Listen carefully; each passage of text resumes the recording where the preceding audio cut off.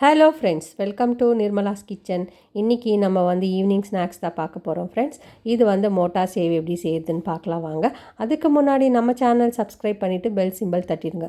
சேவில் வந்து 2 விதமான சேவு, ஒன்று வந்து மோட்டா, ஒன்று வந்து மெல்லிஸ் சேவு. இது எப்படி செய்யுதுன்னு பார்க்கலாம் வாங்க வீடியோக்குள்ளே போகலாம்.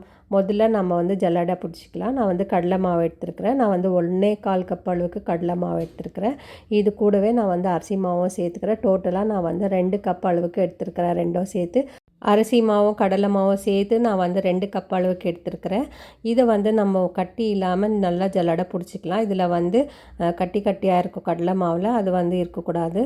ஸோ நம்ம வந்து நல்லா ஜல்லடை பிடிச்சி எடுத்துக்கலாம். ஜல்லடை பிடிச்சாச்சு. இப்போ நம்ம தேவையான பொருட்கள் சேர்த்துக்கலாம். நான் வந்து அரை டீஸ்பூன் அளவுக்கு உப்பு சேர்த்துருக்குறேன். 1/4 டீஸ்பூன் அளவுக்கு நான் வந்து ஜீரகத்தூளும் அதுக்கப்புறம் பெருங்காயத்தூள் சேர்த்துருக்குறேன். அதுக்கப்புறம் 1 டீஸ்பூன் வந்து நான் மிளகு பொடி சேர்த்துருக்குறேன். இது வந்து ஒன்றும் பாதியமாக நம்ம வந்து இடித்து வச்சுருக்கோம், அது சேர்த்துக்கலாம். நம்ம சேர்த்துட்டு மிளகாய்த்தூள் வந்து 1/4 டீஸ்பூன் அளவுக்கு சேர்த்துக்கலாம். காரம் வந்து நமக்கு ஏற்ற மாதிரி நம்ம சேர்த்துக்கலாம். இப்போ இது முதல்ல நம்ம வந்து கலந்து கொடுத்துடலாம். அதுக்கப்புறம் 2 டேபிள் ஸ்பூன் அளவுக்கு நான் வந்து எண்ணெய் வந்து நல்லா சூட் பண்ணி வச்சுருக்கிறேன், அதுவும் நம்ம சேர்த்துக்கலாம். எண்ணெய்க்கு பதிலாக நீங்கள் நெய் கூட சேர்த்து செய்யலாம். நெய் வந்து நல்லா சூடாக்கிட்டு இந்த மாதிரி சிசல் சவுண்டு வரணும், அது வரைக்கும் நீங்கள் சூடு பண்ணி எடுத்துக்கலாம். நம்ம வந்து சூடான எண்ணெய் சேர்த்தாச்சு. எண்ணெய் சேர்த்துட்ட பிறகு இது வந்து நல்லா சூடாக இருக்கும். நிதானமாக கை வச்சு நம்ம வந்து இதை வந்து பிசைஞ்சு கொடுக்கலாம். முதல்ல தண்ணி சேர்க்கக்கூடாது.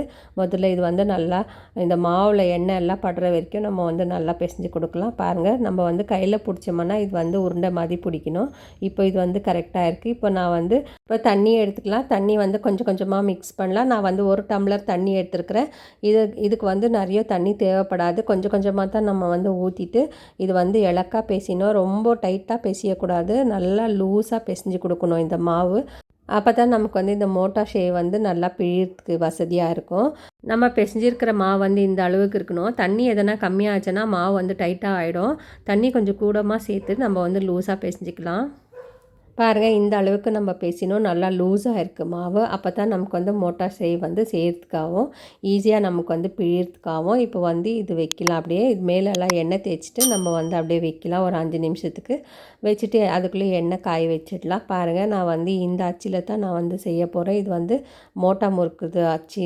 இந்த அச்சில் போட்டு நான் வந்து பிழிய போகிறேன். உங்கள்கிட்ட எது இருக்குதோ, எந்த மாதிரி அச்சு இருக்குதோ அதில் போட்டு மோட்டாவாக நீங்கள் வந்து பிழிஞ்சு எடுத்துக்கலாம். 2 பக்கமும் நம்ம வந்து எண்ணெய் தேய்ச்சிக்கலாம். நமக்கு அது தேவையான அளவுக்கு மாவு எடுத்துக்கலாம். மாவு வந்து நல்லா லூஸாக இருக்குது பாருங்கள், இந்த அளவுக்கு இருக்கணும். அப்போ தான் நமக்கு வந்து நல்லா பிழியறதுக்காகும். இப்போ இந்த காரா சேவ் வந்து நம்ம மிக்சருக்கெல்லாம் சேர்க்குவோம் இல்லை, அந்த காரா சேவ் தான் நம்ம இன்றைக்கி செஞ்சுன்னு இருக்கோம். இப்போ நான் வந்து எண்ணெய் வச்சுருக்கேன். எண்ணெய் வந்து நல்லா காஞ்சிருக்கு.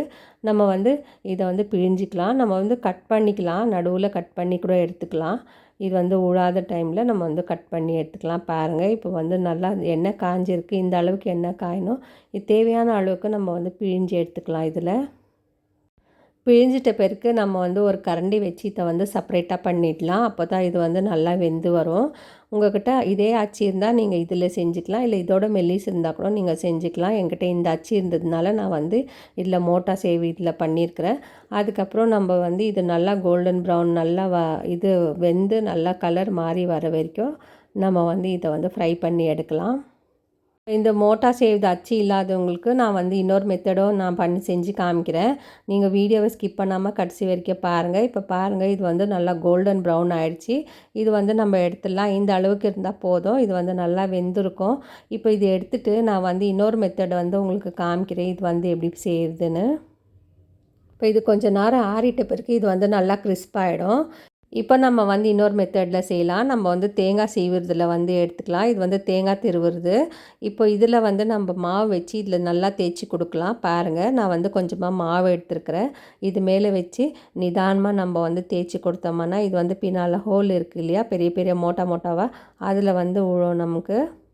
நமக்கு வந்து மாவு ரொம்ப டைட்டாக இருந்துச்சுன்னா இந்த மெத்தடை நீங்கள் ட்ரை பண்ணி பார்க்கலாம். எல்லார் வீட்டிலும் தேங்காய் சீவுறது இருக்கும், தேங்காய் திருவுற இது இருக்கும், மோல்டு இருக்கும். அதில் நீங்கள் வந்து இந்த மாதிரி செஞ்சுக்கலாம். இந்த மாதிரி எண்ணெயில் சேர்த்த உடனே ஒன்றுக்கு ஒன்று ஒட்டின்னு இருக்கும். இது வந்து கொஞ்சம் நேரம் வெந்த உடனே இது வந்து செப்பரேட்டாக ஆகிடும். அப்படி செப்பரேட் ஆகலைன்னா நீங்கள் ஒரு கரண்டி வச்சு இதெல்லாம் நீக்கி விடலாம். அப்போ இது வந்து செப்பரேட்டாக வந்துடும். இந்த காரா சேவ் அச்சு இல்லைனாக்கா நீங்கள் இந்த மெத்தடை ட்ரை பண்ணி பார்க்கலாம். இது ரொம்ப ஈஸியாக வரும். இதுவும் நல்லா ப்ரௌன் கலராக ஆற வரைக்கும் நம்ம வந்து வெயிட் பண்ணி எடுத்துக்கலாம். இந்த மாவு பின்னால் இருக்கிறது உழுலனா நம்ம ஒரு 2 முறை டேப் பண்ணலாம். டேப் பண்ணின உடனே பின்னால் இருக்கிறதெல்லாம் இதில் வந்து உழுந்துடும். நம்ம வந்து அப்போது கரண்டியை வச்சு செப்பரேட் பண்ணிக்கலாம். இப்போ வந்து இது நல்லா ஒரு ப்ரௌன் கலராக வர வரைக்கும் நம்ம வந்து ஃப்ரை பண்ணி எடுத்துக்கலாம்.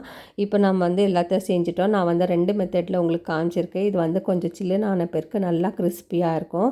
இது வந்து ஈவினிங் ஸ்நாக்ஸுக்கு செய்யணும்னு இல்லை, நம்ம வந்து தீபாவளி டைமில் கூட செய்யலாம், ஃபெஸ்டிவல் டைம்ஸில் செய்யலாம், இல்லை நமக்கு வந்து மிக்சருக்கு இது வந்து கூடவே சேர்க்குறதுக்கு இந்த மாதிரி செய்யலாம். இது ரொம்ப நல்லா டேஸ்ட்டாக இருக்கும். மிளகு காராசேவ் வீட்டிலே எப்படி செய்யுதுன்னு பார்த்தீங்க இல்லையா? இந்த வீடியோ பிடிச்சிருந்தா லைக் பண்ணுங்கள், ஷேர் பண்ணுங்கள், சப்ஸ்கிரைப் பண்ணுங்கள். தேங்க்யூ, பாய்.